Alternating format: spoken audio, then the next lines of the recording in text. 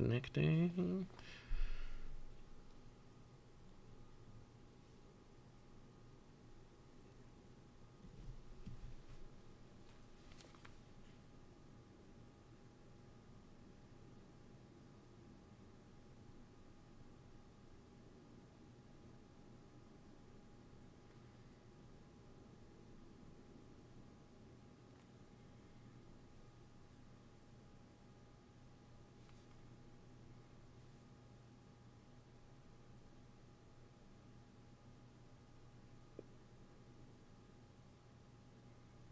Sorry, I had to step away for a second.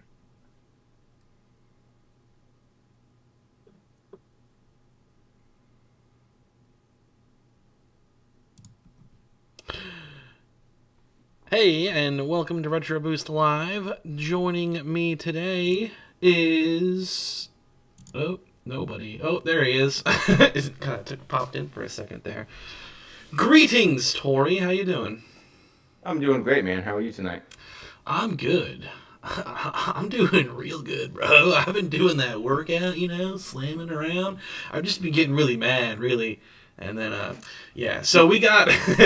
so we attempted a stream yesterday with some new settings, and holy lord, did that work perfectly. Nothing went wrong. It was smooth sailing through calm seas for sure. So now we're back and ready to do it some more. So we're just gonna be hanging out, continuing the playthrough of Paper Mario: The Thousand-Year Door with double pain. Double the pain and double the pleasure. The last chapter was the one that I was most afraid of, and it actually went surprisingly well. But it kind of like manifested its own destiny because I kept saying, this is the one where it's going to get really bad. And then sure enough, it did. Yep. But we're kind of over that hump now, so it should be good to go. All we got to do now is get this going. So we're at the beginning of Chapter 5, which is not going to have too many hard places in it that I can really think of now. But I may be surprised, who knows. But Chapter 5 is all about hiring a ship to go to an island to have a big old pirate adventure. Awesome. Yeah, I don't. This would be considered the latter half of the game, probably like the 2/3 point. Would you say? Yeah, it's either 2/3 or like dead middle, because Okay. some of the chapters left outstanding are pretty long. Chapter 6 is a mite beefy. It's three of these days on this luxury train ride, and then Chapter 7 has a very lengthy beginning portion to it. So those later ones have some girth to them. This one has a lot of back and forth in it too, but if you kind of know, if you're playing it, your second time or more, 20th time in my case, you know how to optimize that a little bit to cut down on some of the backtracking. Oh yeah, for sure. Yeah, I have completed this game, but I don't remember anything about the narrative like at all. So really excited for this to come out to Switch. Definitely going to be a day one buy for me. I'm very much going to enjoy it. This is gonna be a day negative one buy for me. I'm gonna find a way to steal it. You're gonna be one of those guys. Through your experience with a company that I guess I don't know if I can name it or not. Did you ever like see anything like get games before? Oh, you're talking about anybody was GameStop? supposed to get them? Yeah, yeah. So yeah, I don't have a problem talking about my previous employment. Okay. I don't want to get too in the deets with my current stuff, just because I like this to be separate from that. Work-life balance. This is life. That's work. Two separate universes. But previous jobs, I got no qualms because I've talked about GameStop. Cameron and I. That's when we met. We've told plenty of GameStop little tales here and there. That never happened at this location that I worked at, or any locations around where I worked at. But like, you do read the stories, so like obviously it happens. I know that there was like a really notorious leak with, was it Splinter Cell Blacklist maybe? There was some big thing where it was like there were pictures taken of this game before it came out or something, and it was obviously in the stockroom of a GameStop, and that person got fired. It's happened plenty of times, but Interesting, interesting. Yeah, I think I had a friend who got something before he should have in the mail, and definitely played it. But you hear those stories, and I'm sure it's really, really rare. Probably more rare than the internet makes it seem, at least.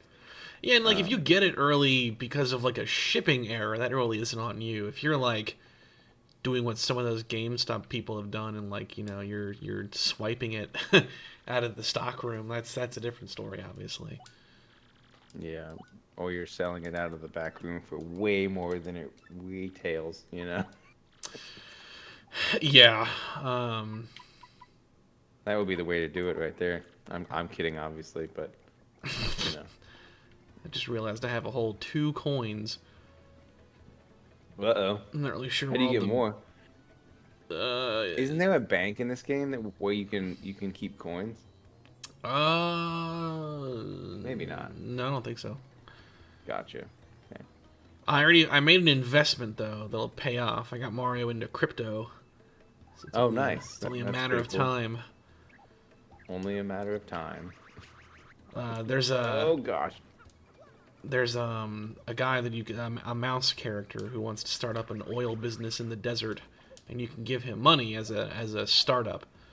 I gave him Nice. 200 coins, so I should have a 600 coin return coming to me at the end of this chapter or the beginning of the next chapter. I forget which. Nice. It's a pretty good return there you're getting for sure. Mm. I'm kind of So, doing this out of order to an extent. uh-oh. Hey, it's a star thing. Don't mind me, Nice. I'm stealing this. I need it more than you do. Yeah. Sorry, buddy. And then you're gonna guard his front door? Well, I'm polite. Ballsy. Ballsy. Stupid, but ball. So that's Admiral Bombery. So what we have to do here is we're trying to get a ship chartered to go to this island to find the next crystal star. We hired our captain of sorts, this goofy character named Flavio, who Mario has manipulated this man's emotions. He's a thrill seeker and a treasure hunter, and we're like, hey, where I'm going, there be treasure that you can't have because I need it, but you know. So he's all on Brutal. board for it, but we need a navigator, and that's where Bombery comes in. So we have to convince him to join us, and I think I just skipped the first step by talking to him now. So the next time I talk to him will be us pulling at his heartstrings to get him back out to sea. He has a very shockingly tragic backstory for a Mario game. He was at sea and his wife passed away from illness or something, so he doesn't want to ever sail in the ocean again. Oh my. And we have to like convince him to no do it though because we need treasure.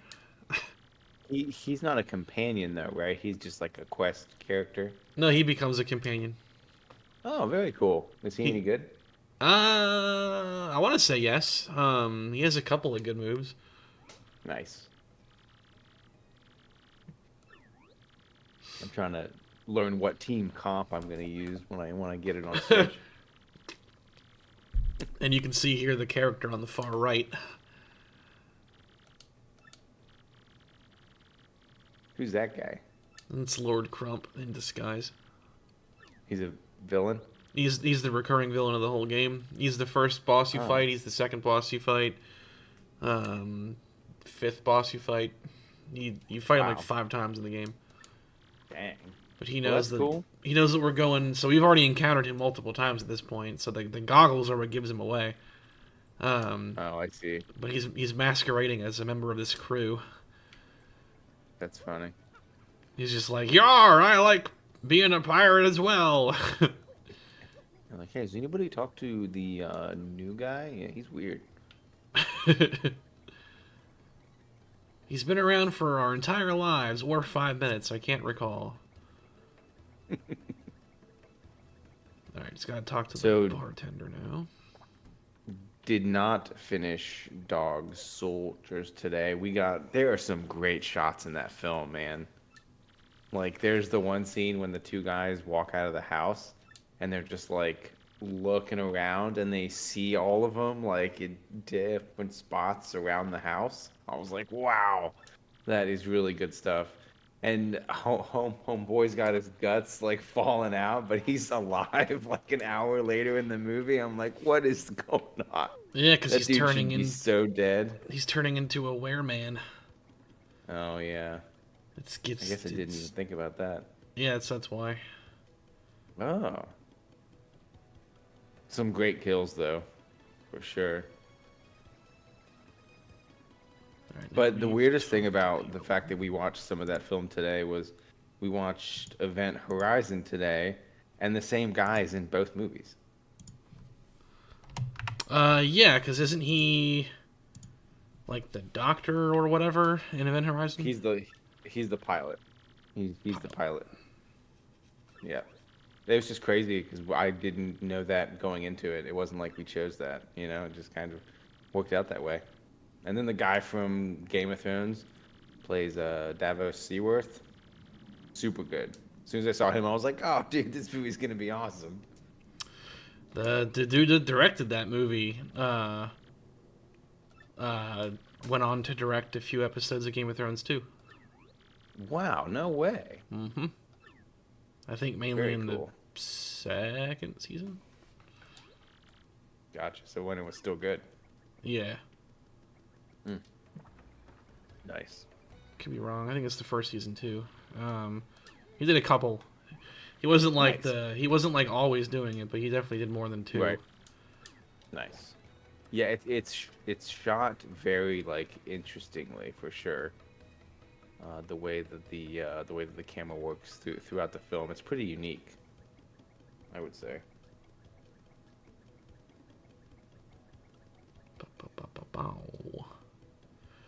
All right, I forget what to do now. I think it's just gonna solve itself.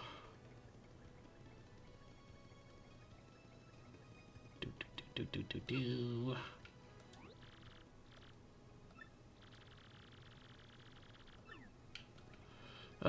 More chores.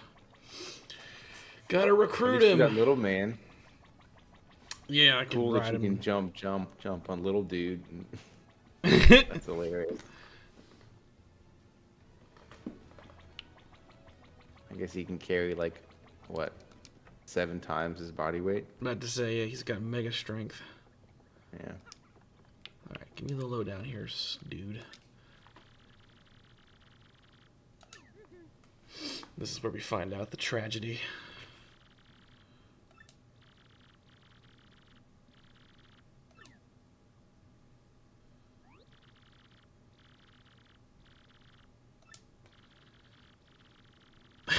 You'll probably end up crying if I tell you. Tell us. We can take it. We can take it.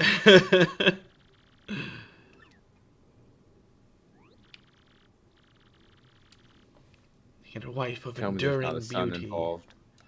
No, it's his wife. Mm. They were madly in love, the sort of love reserved for fairy tales, but he'd go away for long times, and a meteor hit his house and killed her. Mm. She was always afraid of meteors, but he kept telling her not to be afraid of them. He was wrong.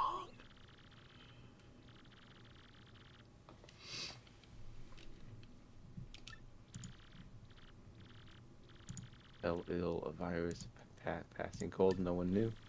But soon turned serious. That's really sad, man. Wow. Isn't she a bomb?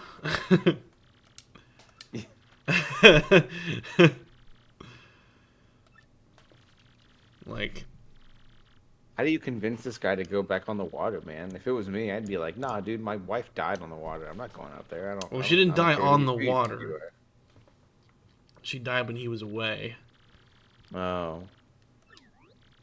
So now he doesn't want to sail Well, anymore. even more, I would be like, nah, dude, I'm not going out there.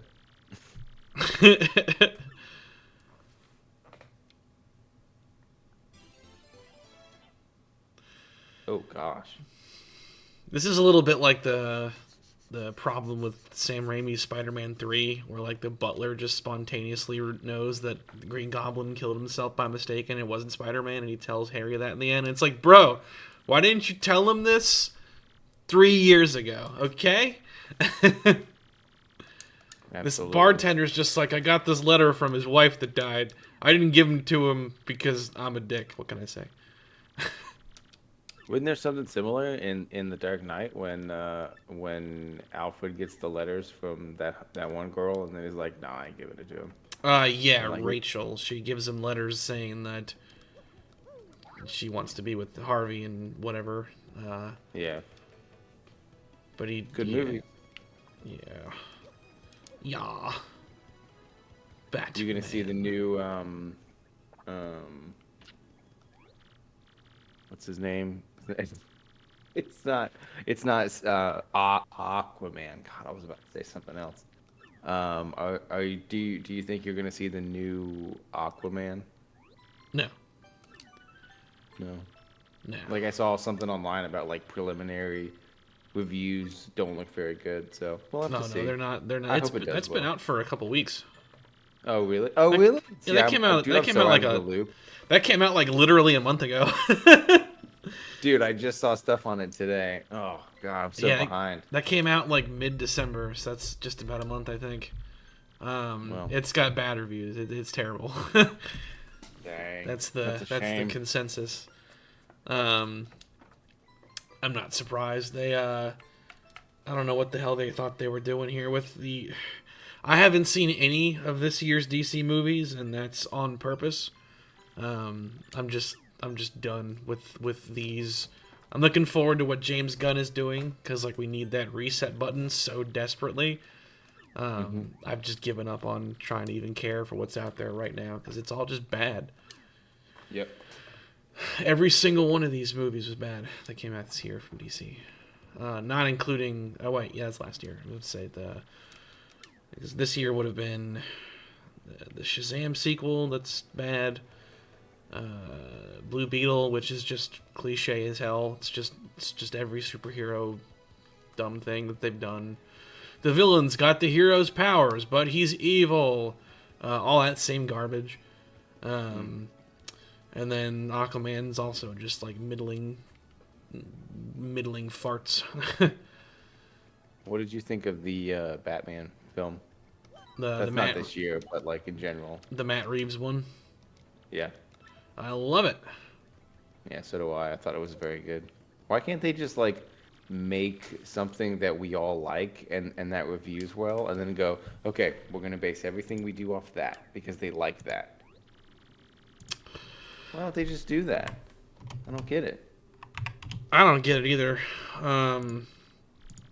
It's really bizarre, like how much lacking in brain cells is up there with like the people that decide these things. I mean, you think about like the Zack Snyder situation where like he's making Justice League and like production's going the way it's going, and then he has to pull out for a personal reason, and they're just like, all right, now that he's gone, let's just gut this thing and turn it into like a completely different movie that's just terrible.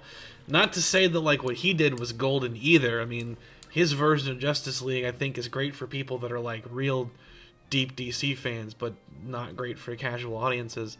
But like what they turned it into is just like the most awful digested garbage.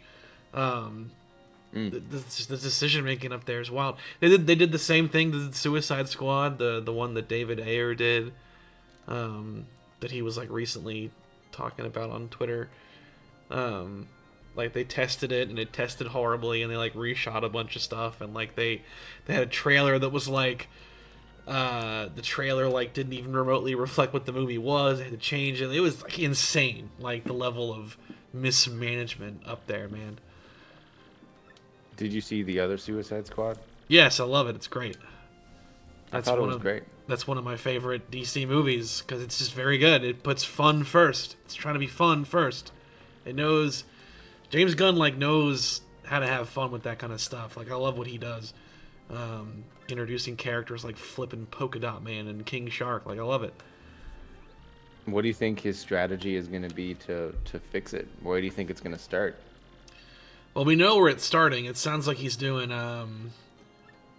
he's doing a Superman film first, and a couple of wacky little spin-off things. Creature Commandos, I know, is one of the things he's doing. So, that said, I'm not really positive. There's like some rumors about what he's doing with Superman being something like Gods and Monsters storyline. But I don't know. There's not a lot. I don't know. But he's a really creative dude, and like whenever he gets like a lot of control, he does a lot of really fun things with comic book characters. So I'm really excited for what's coming. So if it was your choice, if it was your plan, path, whatever you want to call it, what would you start with, and what kind of storylines would you want? What kind of characters would you want to see on the screen? Like, what would your DC plan be? I would pretty much just want to take a lot of the animated stuff and bring it to live screen. As repetitious as that is, just, people complain about a world of remakes, but then people also complain when new movies don't do old things, so it's like very hypocritical. Yeah. Like, I would love to see, like, solo movies for characters like Superman, Batman, Green Lantern, maybe Teen Titans as a concept. And like in these solo films, though, you would already start having crisscrosses happen. I think that's probably the smart way to do it. Like, even if it is a solo film, these characters are still bumping into each other in them. That'd be kind of different. That's the one thing that Marvel never really did with any of their solo films. They were just solo films. But I would also really love to see a movie adaptation of Injustice. Oh yeah, that's cool. And they could very easily build to that and have that happen in like a cinematic universe, and have things kind of continue past that. Or some people have been saying that they want to see the Justice Lords, which, to my knowledge, has never been done outside of cartoons before. I think it was an invention of the cartoon. Basically, there's an alternate Earth where the Flash dies, and the Justice League gets like really cold. They decide to like really dish out like Judge Dredd kind of justice. Whoa! And basically like create like a new world order of peace, which is very similar to what happens in Injustice, which would have come out like 10 something years after this, where it's Superman like leads a crusade of like totalitarian fascism. But in the Justice Lords thing, they become aware of like the Prime universe, and they see that like, oh, look at them, they're still they haven't gotten to where we are yet. Let's help them out. And like their definition of helping is like to come to our planet, and they want to like just annihilate certain things, and then I guess hand over the reins to the Justice League to say, all right, we did what you guys couldn't, so now you guys can maintain it. You're welcome. You're welcome for us killing everybody or whatever they're going to do. And they have to fight them off and defend their world. But I think the coolest part about that storyline is the long-term consequences it creates for that show. This is in Justice League / Justice League Unlimited, the animated series. After that event happens, the people's perception of like superheroes is very different. And it's how they, if you've seen the Suicide Squad, so you know who Amanda Waller is. Oh yeah. That's how they introduce Amanda Waller in that show, is having her helm a task force designed to study and potentially combat the Justice League, because deep down they're scared that any day they could just decide to do what the Justice Lords did. How interesting. It would make for like a really cool couple of movies potentially. Nice. I don't know. Yeah, it's just cool though. I just wish that they would like. I want to see good standalone films before I really care about them getting into the cinematic universe thing. You know, like I loved Man of Steel. Like I thought it was really, really good, and it's just not very common where you have standalone films like that come out, and you're like, wow, this is really, really good. You know, we've seen Batman. It's just not common, you know. and I just I don't know. Like I'm okay with him starting with it's like a Superman upbringing story, right? I don't I'm know that fine it's with that. necessarily an origin though. I don't think it's going to be an origin film. Oh, okay. From what little of it I understand, it doesn't seem like it's an origin film to me. Got it. But then Got again, it. I could be totally wrong. Yeah, yeah. Well, who knows what he's gonna do? You know, I hope it does well. You know, we always want. Batman's probably my favorite superhero character in like all of it. Probably Batman. I just want to see Clayface on the big screen. That's what I want to see. I want to see Clayface. Great villain from the animated series, and I think that there's certain quirks that he has, like the ability to shapeshift and the ability to look like anybody. That I think you could build a really great story, similar in like highbrow as the Batman film that we just got, in some of the ways that story played out and how it kind of made you think and all that sort of thing. Kind of like The Dark Knight, right? But yeah, I just want them to make good movies. You, you know what I mean? I just want them to invest in these characters before they try to, because if they have them all meet up and we haven't built relationships with each one, we're not really gonna care. And that's what made the Marvel experience of doing that so great, is they really took their time and kind of let us build relationships with these characters. So when they all met up, we were like, oh my God, this is so cool. And I just hope that they have the patience and the wherewithal to do that. I don't know. That's just me.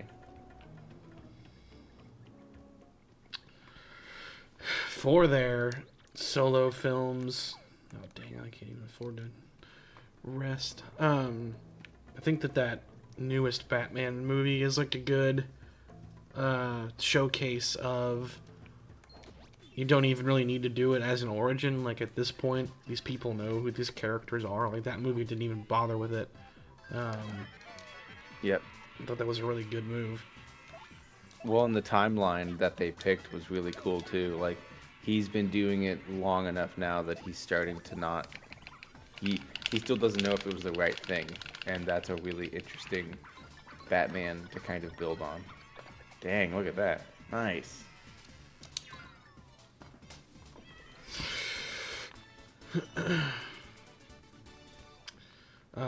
Yeah, that was what I liked a lot about that Batman movie is he's been doing it long enough to be like, good at it, but he's also not. He's also been doing it like he's losing himself in it.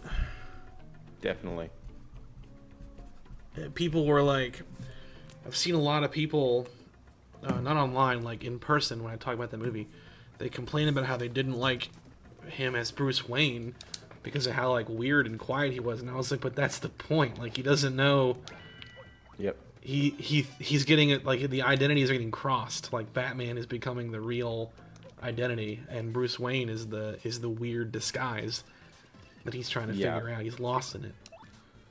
Well, and it would take your body and your brain a really long time to kind of normalize what you're doing, going out at night and fighting crime, and then being like a CEO type during the day. Like, that's not a normal thing that human beings can really do. So the psychological damage and the way that you would have to try to manage that, they just picked a really good time where he was like, it's a battle that I'm not sure that I can win.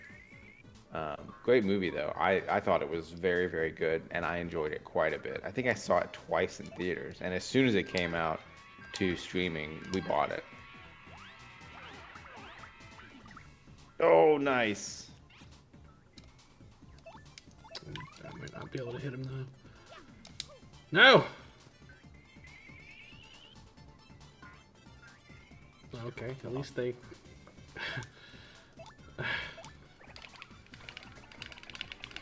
It's gonna go on forever if they keep multiplying.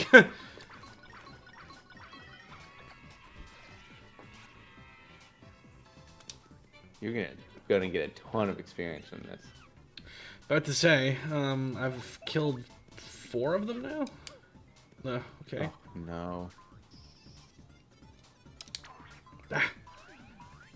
I hate the window for that. It's so hard. Yep. There's that slight delay. Nice. Very nice. Look at that.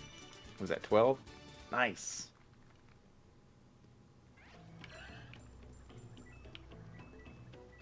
All right. Now Very we need cool. to switch it up, though. Here's my boy. Coops is who I used when I played through the game.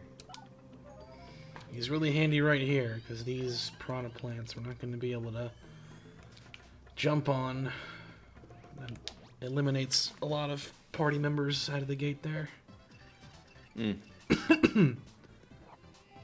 Is it because most of his attacks come in a straight line and are not like don't come through the air?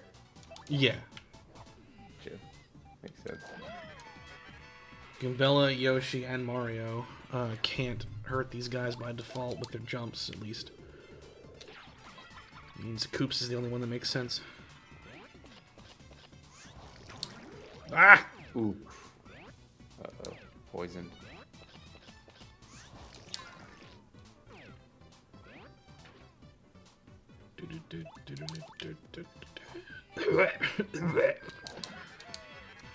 Nice. The N64 video has done really well. Yeah, I've watched the entire thing already. You see the bloopers at the end? No, I got all the way to where I finish talking about NFL Blitz, and then I had to start dinner. So I'll make sure I go back for sure. But I think it's great, man. I really enjoyed that. I'm glad that we got to, when you do anything like that and you create a video that long and you want to make sure you don't miss stuff, and I thought we did a really good job making sure that we like talked about the games that we wanted to discuss, because we fired through a lot of them. 24, I think. 24 games. Oh, and I thought you did a really good job with like when you placed the cartridge down. It was like the timing was just wonderful. Because every time it came back to the mat, I was like, yes, he's about to talk about another game. It was, yeah, I enjoyed it, man. It was good stuff. Some of that was kind of funny because I shot the bulk of those in advance. Because like I knew that I was gonna have to talk about X, Y, and Z games, so I shot the cartridge footage of all of them. But then like it was really funny editing it because the thing I could never predict is what you're gonna talk about. So right. A lot of the games you talked about when I was editing, I had to be like, ah, crap, I gotta go film the cartridge put down for that. Sorry, bro. And like it was really funny because like there were a couple that even though we talked about on camera and in my head I was like, okay, gotta make sure I talk about this one and that one. I still would forget. Yep. And like the funniest one was the last one where you were like, oh, Mario Tennis, and I'm sitting there editing like, god damn it, and I gotta go like now I gotta go film the cartridge live and get capture footage of it. Oh, I'm so sorry, bro. I gotta go like put the lights. The lights have to go up, and they gotta get the camera tripod set up. Like, oh god, it's really funny. Oh god, I'm sorry, bro. That game was great though. We played a ton of Mario Tennis. You know what I had a really great time with that we played that I just wasn't sure that I was going to because I tried in the past.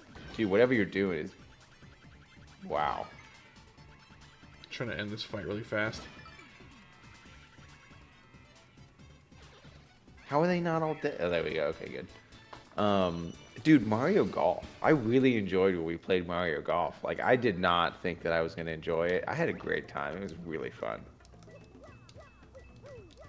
I almost thought about buying the one for Switch because it came out either just a little bit before or just a little bit following us doing that video where we played the 3 Mario sports games. Great. Super fun. Mario Tennis, I was kind of shocked at like how really good it looked. That's like one of the best looking games in that video, visually speaking. Hell, it's pretty incredible. Yeah. Super fun game, for It's sure. the origin of Waluigi as well.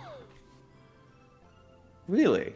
Yeah, it's his first appearance in a Wow. Mario game. It's Mario Tennis. Wow. You could tell, That's even if very you didn't, incredible. even if you like weren't aware of that, prior watching it, you'd find it kind of strange that like he gets so much like time dedicated to him in that opening. Interesting. They make a point of like introducing him and having Luigi and him like square up for a second, so That's cool. you can tell that something's afoot. So do you ever play games to get capture footage and you're like, wow, this game is really, really good? Like, has it ever clicked and you're like, I think I really want to go back and play it.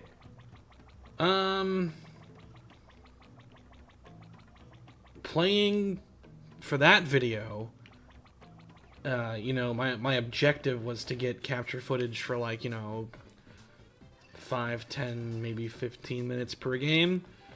Sure. But there were a couple where like I found myself playing a lot more than that just because it was fun. That's cool. Heck yeah. Star Fox, obviously, I put a couple hours into that. Mainly because it really started like I got the medals for a couple of those maps and a couple of those levels, and I was like, holy crap! Like I may be able to like complete this for the first time in my life. And then there's a couple others. It may click a few minutes from now, but there were definitely a couple others where I was like, I got kind of into it. Nice. I thought about the Star Fox video. Really want that Aquas stage. I want to watch that moment for sure there when I started getting really in the zone. That game was great. I was so incredibly impressed with how easy to pick up Star Fox was. I felt right at home, like immediately started playing it. And I guess it speaks to like how much of that game we played as kids, because I just like immediately was like, oh, this is great. This feels good. And there's not very many games that like in that generation that were like smooth and felt good while you played it. Like video games hadn't really gotten to that point yet, right? But running around as Mario in Mario 64 feels that way. It feels really like clean and smooth and just kind of ahead of its time. But yeah, Star Fox 64, we had a great time with that game. That was fun.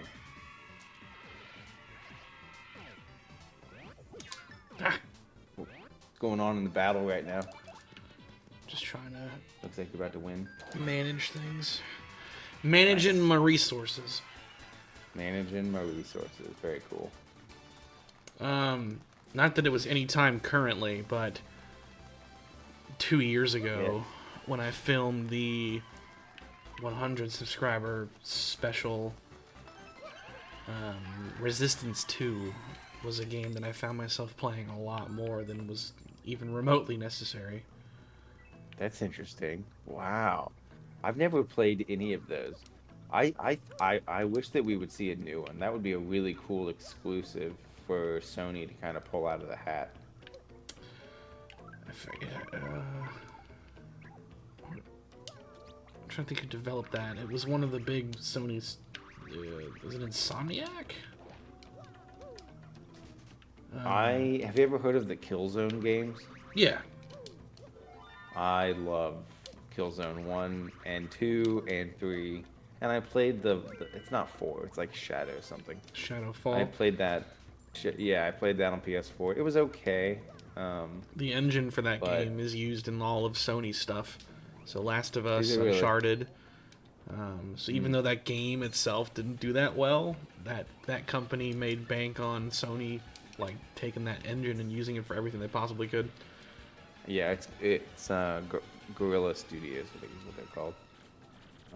Yeah, they're great. I would love to play me some a new Killzone game on PS5 would definitely get me hyped up for sure. Especially if there was online. I played a lot of the online, and I played a ton of the multiplayer for the first game on PS2. Killzone 1 is really really good. Probably the one I like the most. I never really play. I don't know. I haven't played any Killzone games. I'm aware of them. Um, and I was working at GameStop when the PS4 came out, so like the franchise kind of became relevant again because of Yep. Shadowfall coming out, but just kind of came and went. Yeah, it was okay. It didn't like it wasn't it was nice that a shooter came out that early in the PS4 being out. That it was nice to have that sort of variety. Uh-oh. Ow. This is where I'm going to save myself some backtracking here. No!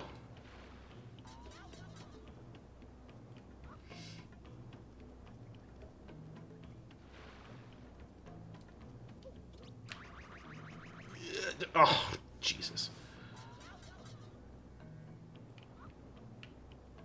Come on. No! I'm losing health That's here. right. You're down to 25. You can make it. Alright. Oh, dude, nice. You can make it. Alright. Nicely done, man. That was stressful.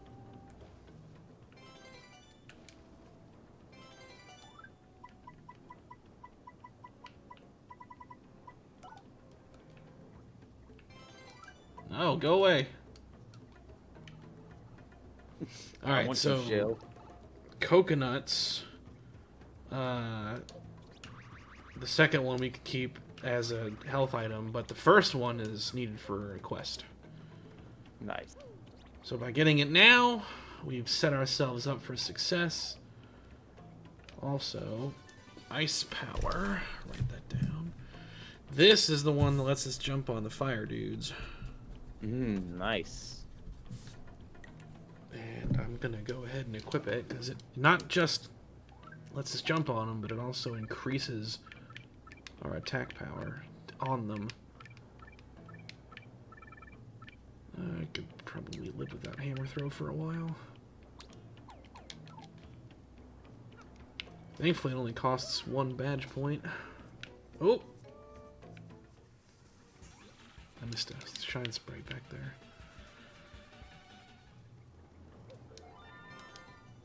Alright.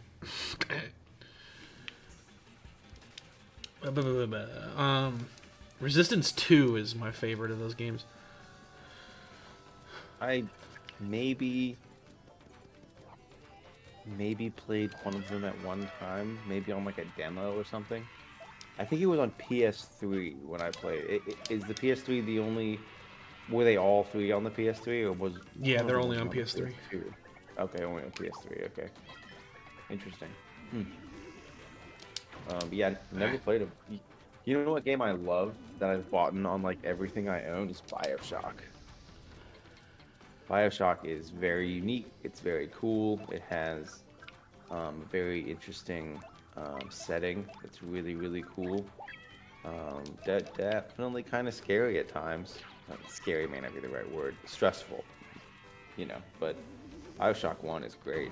I've played it on the Switch and on the PS4, and I enjoyed it both times. Never played 2 or 3, but I love the first one. Have you ever played BioShock before? Not really. That's one of those games where it's like all these people were really trying to shove it down my throat. And it just like made me recoil away from it. Yeah, I get that. I totally understand. But it's a good one. You should play. You know, they need to like remake it. They never actually. That's one of those games that would probably do really well if it got like, you know, the Dead Space or RE4 remake treatment. Absolutely. I know that it got like an HD re-release or whatever, but like I saw people saying that it was like pretty mixed. Like a lot of it was pretty bad. It's the same. Like I didn't notice a difference really at all. That game is it's combat, its environments, its advancement with the plasmids and all that. It is good enough that it didn't really matter what they did to the game as far as performance goes. It was gonna be fine. But yeah, the updated. I don't really, I don't even think I noticed. Great game though. Super Yeah, I fun. saw a lot of reviews that were talking about it having a lot of performance problems, and they were showing like uh, objects and meshes and textures and stuff Mm. having glitches and popping and all kinds of technical issues. Basically, Yeah. that stuff probably that stuff probably got fixed with patches over time. But when it first came out, I remember seeing a lot of stuff about it. Definitely. Yep. That's the thing. Remaking a game is in some ways easier than porting it because when you make the game from scratch, you don't have to figure out how to get old code to work on a new console. Yeah. And that was a big problem for that GTA trilogy that came out last year. Yeah, I totally forgot about that. You know, I realized the other day that I haven't played a Grand Theft Auto game since Vice City. 5 was really good. Was it? I loved it, I've yeah. never played any of them. That's cool. Yeah, I don't know. 5 was good. I think there's just something about that like gameplay style that just doesn't really like excite me. I think I'm like more of like a fantasy dude, you know. I don't know. You're more of a, inject yourself with plasmids dude than a beat someone to death with a lead pipe kind of guy. Exactly. You know. So funny. I mean, that's Yeah. I mean, fair. Like, Right. Right. this is kind of a waste. But What other game did I think about the other day? Did you ever play Fable 2? Fable 2? No, I never had like any Xbox consoles until I got an Xbox One. So anything exclusive to Xbox, I never had a chance of owning or playing. So does that mean that you've never played KOTOR 1 or 2? Nope. Whoa. Well, you got to combine the fact that I didn't have an Xbox with the second fact that I didn't really care about Star Wars at all. Okay. Still debatably don't, but I didn't even participate in the franchise period until I was like 17. Okay, well that makes sense then. Great game though. I've heard, KOTOR. I've heard it's one of the goats. Yeah, definitely. I was really sad when I heard about that remake that was apparently a PS5 exclusive and it got canceled or something. I don't know. Kind of sad about that because even though I would rather them remake KOTOR 2, but I think that if they were to remake KOTOR 1, they would fix the issues that I have with the game.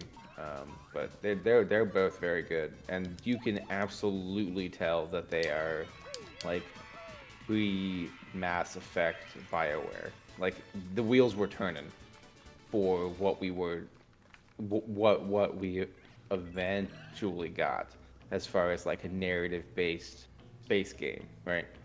But KOTOR 1 and 2 are very good, very very good. Personally, I think the second one's better. I've beaten the second one twice, and the first one I've gotten like halfway through it. So, but they're very good, definitely good. By the way, I have put some time into the Star Wars game, and I'm just not. It doesn't vibe. It doesn't vibe with me, dog. I don't know what's going on. I mean, it is what it is. The first one didn't vibe with me.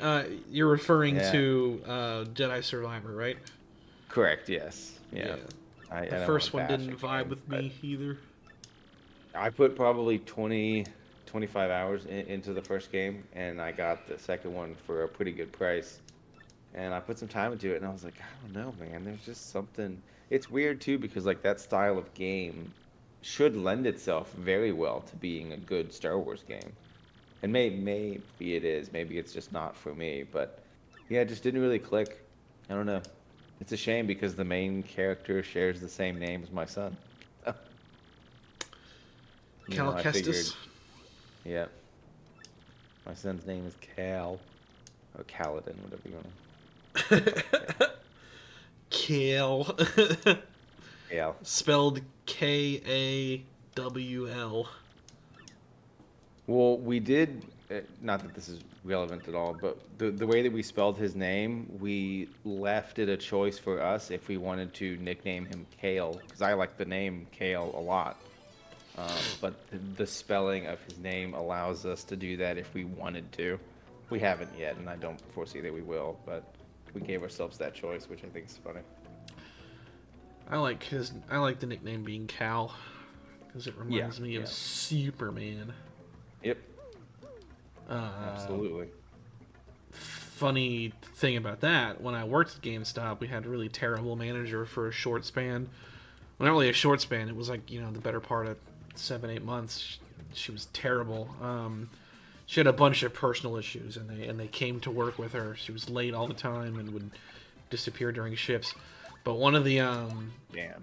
she would use the excuse like that her kid was the source of problems here and there, which is obviously really hard to like call someone out on, because young kid situations tough to deal with. Things happen.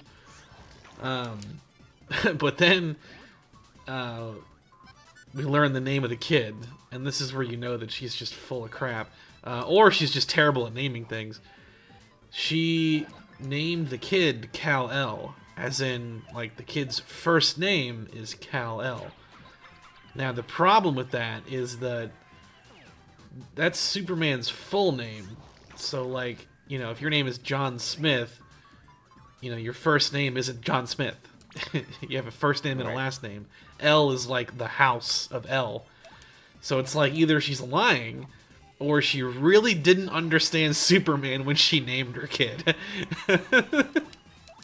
Oh my! So that's wild. Wow. Like, this poor kid's name is like Kal-El Johnson or something. Like, yeah, that's strange. And then we knew she was lying because she got briefly transferred to a different store as part of like a kind of probation move, basically. And the kid's gender changed when she made excuses there. Oh, no it was way. a son. It was a son named Cal at our store. It became a daughter named something else at that store, from a different guy that came from there to help me out one day. And I was like, "Whoa, wait! What do you mean daughter? She doesn't have a daughter. She has a son. I've seen pictures or whatever. Probably her cousin or something, like her nephew or whatever. It's not hers." She was a train wreck, brutal, man. Nice kill. We're getting to a good stopping point here in a second. Ah!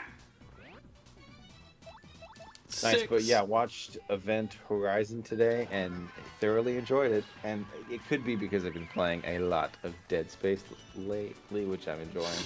Me too. What a coincidence. Yeah, I'm really enjoying it. Have you found yourself really enjoying any guns that you avoided the first time you played? And like, wow, this gun's actually not bad at all. I uninstalled it. That was the gun that I did used. you? I didn't ever do that back then, so I tried something new. Nice. No, so I've been using the buzz blades more. Nice. That's a really, really good one. They remind me. I'm looking at the upgrade tree, and it looks like they just become the buzz blades from Ratchet and Clank if I upgrade them high enough. So that's kind of my motivation right there. It just like complements stasis so well when you slow someone and then you just tear them apart. It's a really good one. I avoided it in playthrough 2 because I used it literally like all the time in my first playthrough of the game. I also have been trying to see how viable the assault rifle thing is as well, because they give that to you really early in the game and it feels like it's worthless at that time, but I'm kind of curious if I can make something of it. I think the secondary fire can distinguish that gun amongst the crowd. I think for the most part, people think that's like the worst gun in the game, but I like the worst gun in the game. Like I think that it's still pretty viable. Um, I think its alt fire is really good, for sure. My favorite gun, bar none, like is the force gun. That thing is. I don't know if you've got it yet. Do you have the force gun? Yes. Dude, I absolutely love if I'm carrying that thing, I'm not worried about anything because, dude, it just blows dudes away like into parts. And its alt fire is like a singularity that you can just stick on the wall and enemies get sucked into it. So what I do is I use that and then I turn the flamethrower on and I hit 3 enemies with one press of the gun. So the yield that I'm getting off of each shot is like really, really, really good. So I'm accumulating like a ton of ammo. But the force gun, dude, it is legit. It is so good.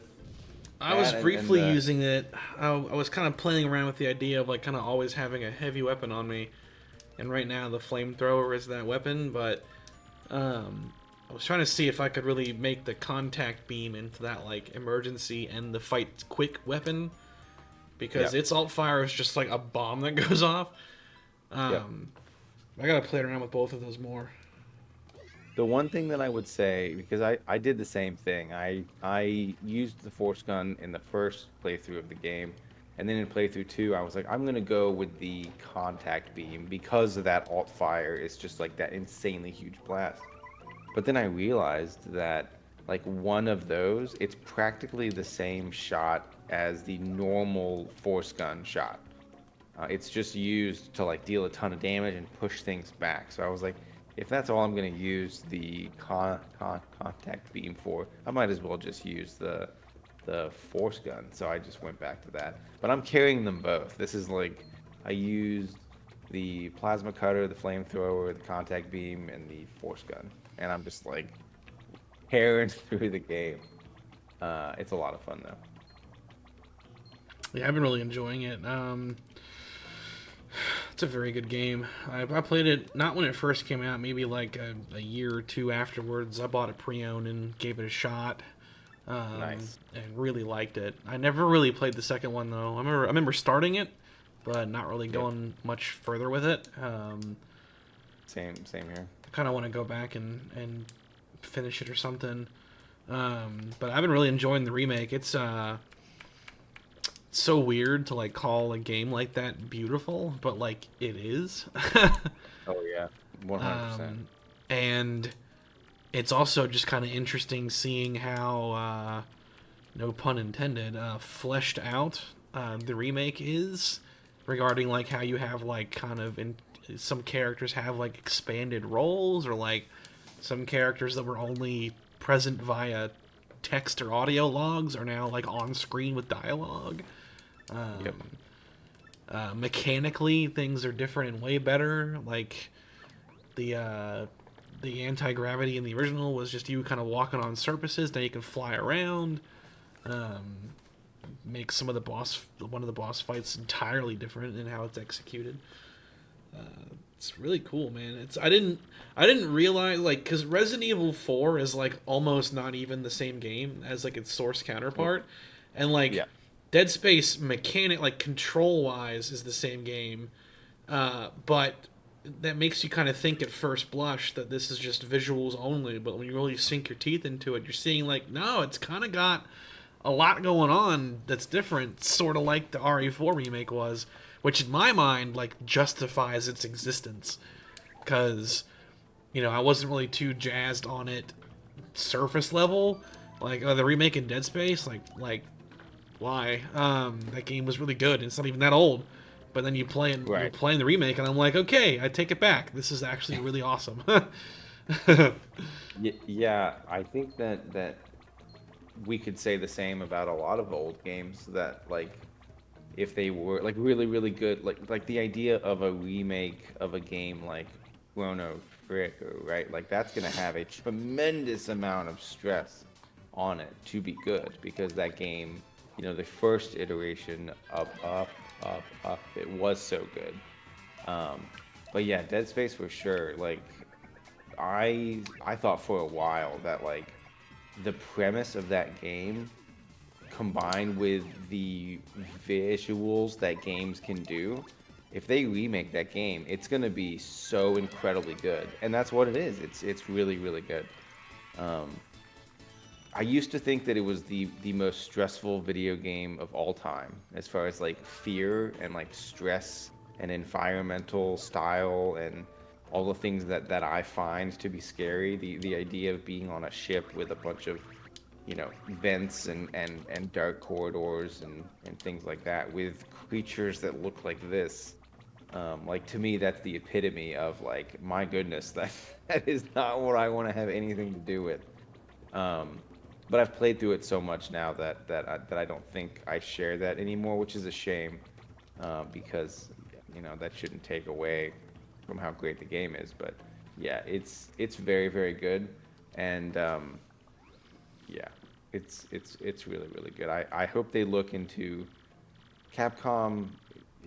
Dead Space was not Capcom, but just the survival horror remakes that we've been getting have been so good, and they just kind of continue to get better. Um, Very, very cool. Very exciting. Exciting times to be a survival horror fan for sure.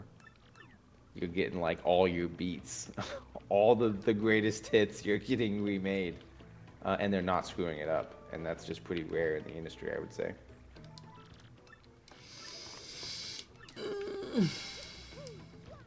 Uh-oh, we lost. No, I'm good. I just have to give me that skull gem, dude.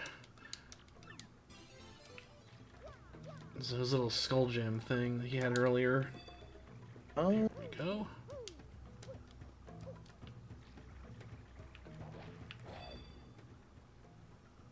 Oh, okay. Maybe I miscounted. Battle.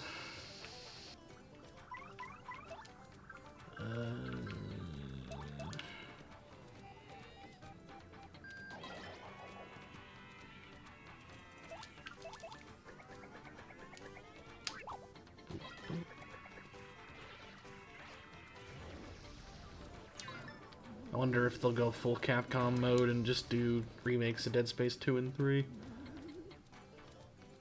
I unfortunately think it's like a Metroid Prime type scenario where like the first one is the centerpiece. And I think that, I mean, it sold really well, so maybe they do. But I think that it probably a big job to remake a game like that. I don't know, we'll see.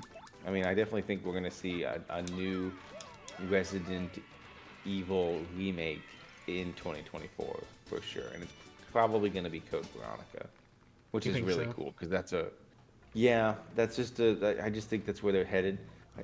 It's gonna be hard for them to figure out what to do with five because the game still looks pretty damn good, but it's a very weird, strange game, and I hope they don't screw it up. That's gonna be the biggest challenge with all these RE makes.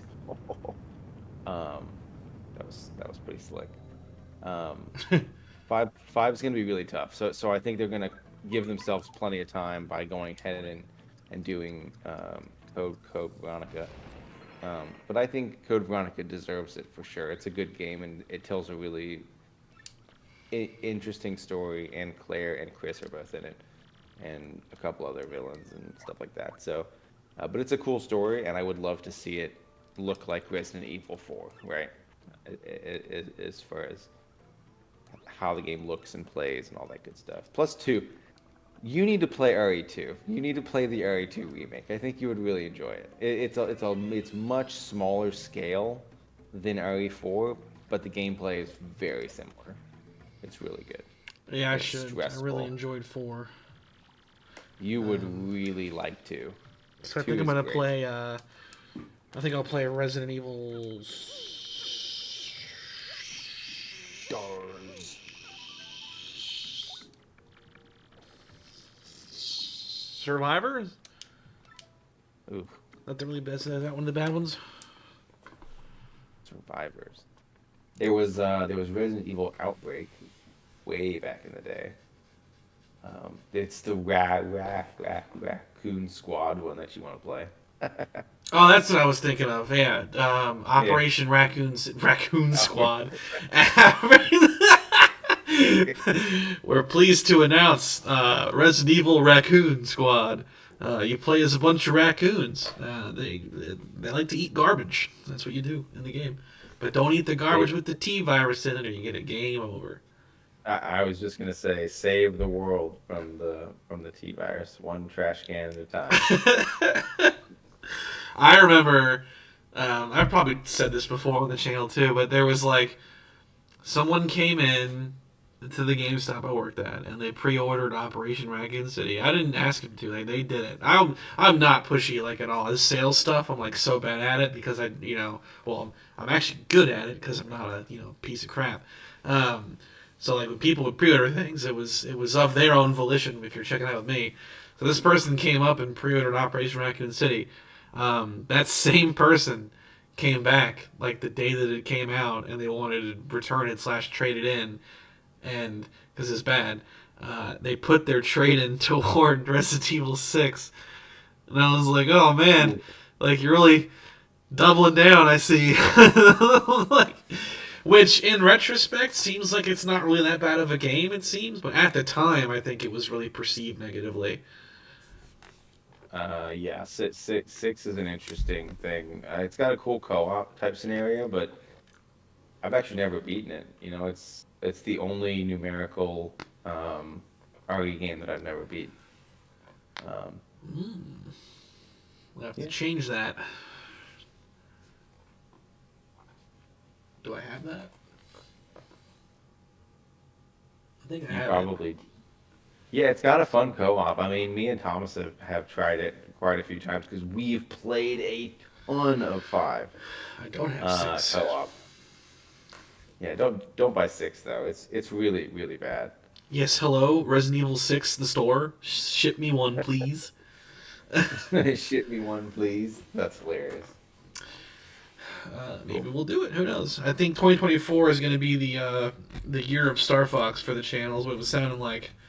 Um, Dude, I'm so down for that. we'll see if we can slip in some RE goodness though. We got to go back and That'd be make another cool. attempt at the Darkway Chronicles or whatever it's called. Yeah, the idea of that lends itself so well to what we do. It's such a shame that we're like 0 for 5 on that. He made 2 actual attempts at filming that as a concept, and various things went wrong with both attempts. But I mean, hey, the third time would be the charm, right? Yeah, we're referring to the Umbrella Chronicles and the Dark Side Chronicles light gun games on the Switch. Um, yeah, there's just something about it that just hasn't clicked. It's really fun and it's like I don't know, it's weird, very weird. I don't remember what happened with the second one. I do recall that we tried to make a whole bit out of having the actual zappers.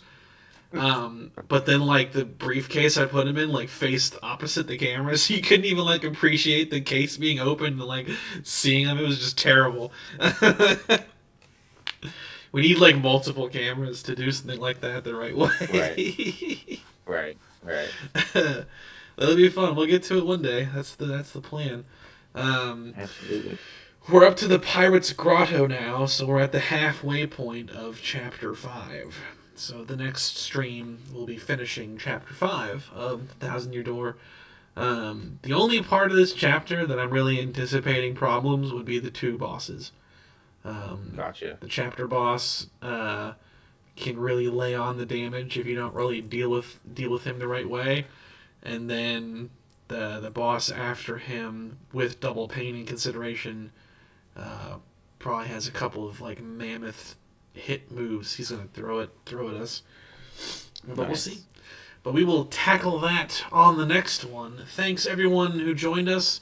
Um, I don't know how this is gonna look. I'm gonna have to watch this after some processing to HD because like the bit rate has been really up and down throughout this. We haven't lost any frames, so like as far as like stuttering in the actual stream, that shouldn't be happening, but it might be causing like buffering and quality issues.